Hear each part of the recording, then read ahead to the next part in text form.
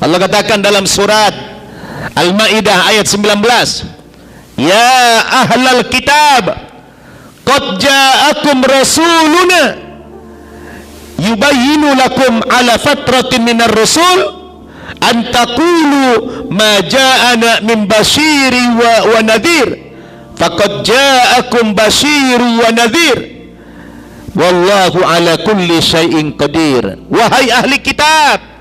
Siapa ahli kitab?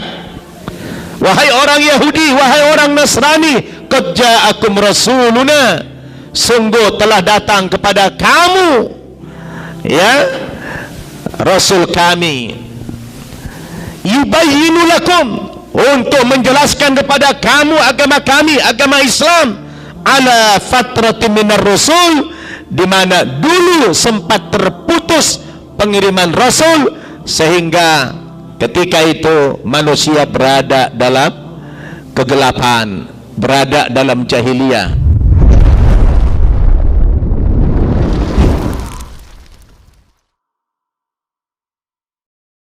Kenapa? Karena sepeninggal Nabi Isa adalah nabi yang terakhir diutus oleh Allah sebelum hadirnya Nabi kita Muhammad sallallahu alaihi wasallam, yang ketika beliau diangkat ke langit, beliau meninggalkan Injil, meninggalkan agama, yaitu agama Islam.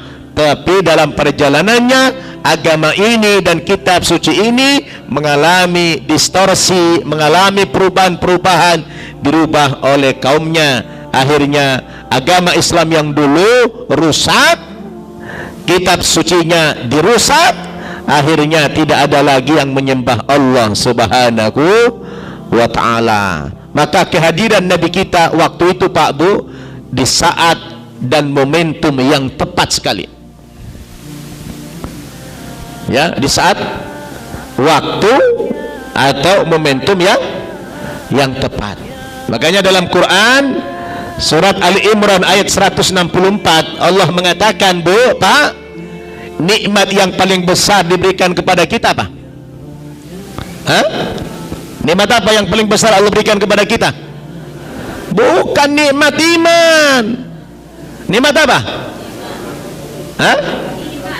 Bukan nikmat iman, Bu. Nikmat yang paling besar itu kan ada dalam ayat tadi.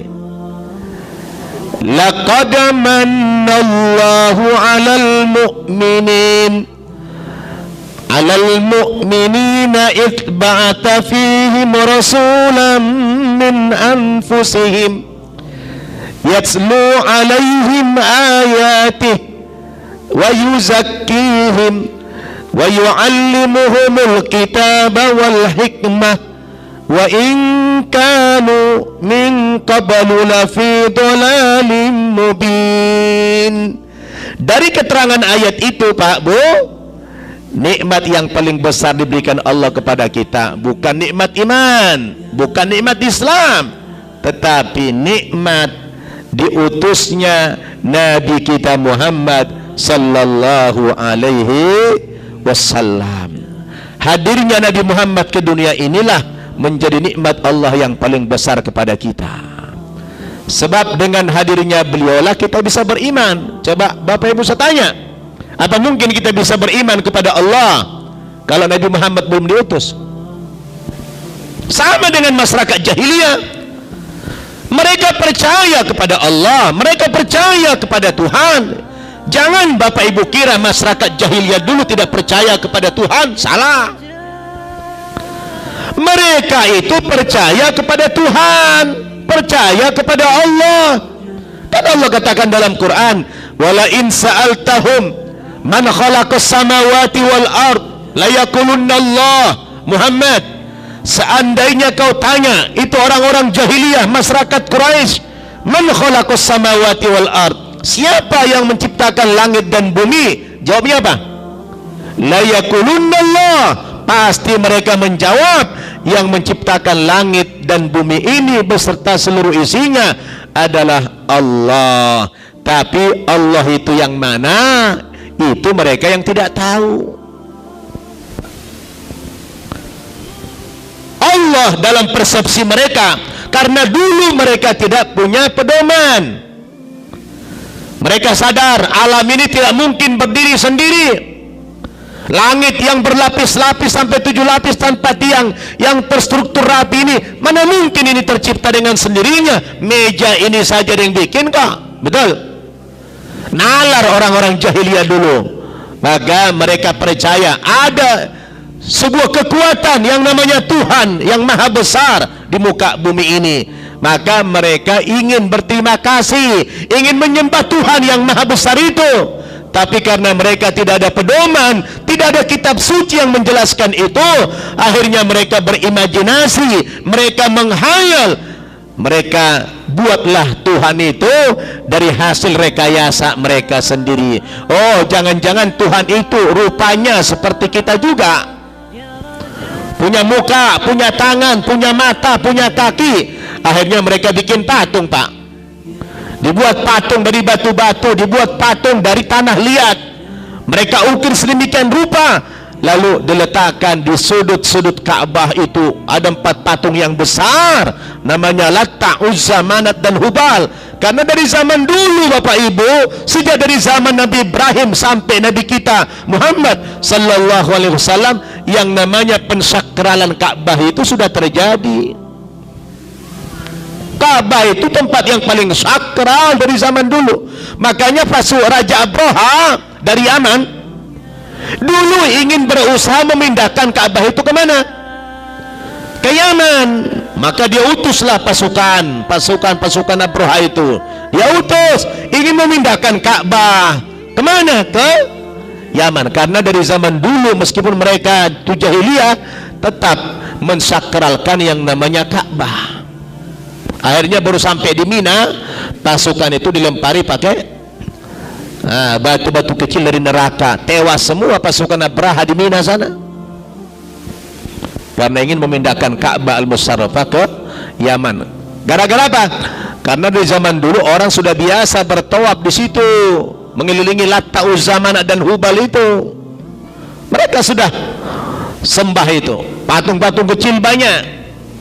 Itu adalah naluri manusia percaya bahwa ada kekuatan besar di dunia ini yang tidak bisa ditandingi oleh manusia. Itulah namanya Tuhan.